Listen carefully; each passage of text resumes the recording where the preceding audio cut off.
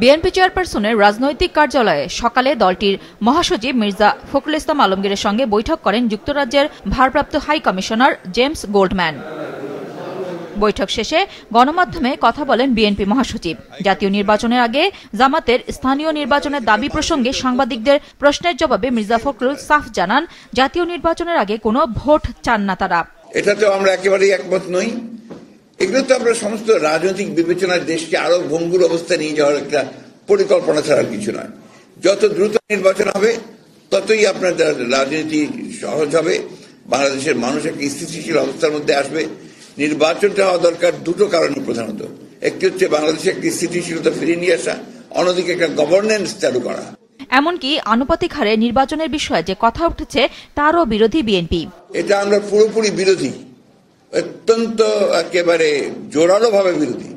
আনুপাতিক হারে নির্বাচনের কোন ব্যবস্থাকে আমরা সমর্থন করবো না, কারণ এখানকার মানুষ এটাতে অভ্যস্ত না। জুলাই গণ অভ্যুত্থানে সংগঠিত গণহত্যার বিষয়ে জাতিসংঘের মানবাধিকার কমিশনের প্রতিবেদনকে স্বাগত জানান বিএনপি মহাসচিব। এই প্রতিবেদনের পর ভারত সরকার শেখ হাসিনাকে ফেরত পাঠাবে বলে আশা প্রকাশ করেন তিনি।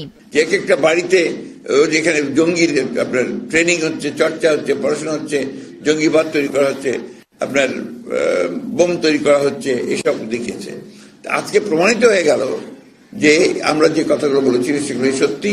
আওয়ামী লীগ এবং তার সরকার ওই সময় অত্যন্ত সচেতন ভাবে বাংলাদেশের মানবাধিকার লঙ্ঘন করেছে, আপনার গণতন্ত্রকে ধ্বংস করেছে, এবং তারা শুধু ক্ষমতায় টিকে থাকার জন্য তারা বিরোধী দলকে ধ্বংস করেছে।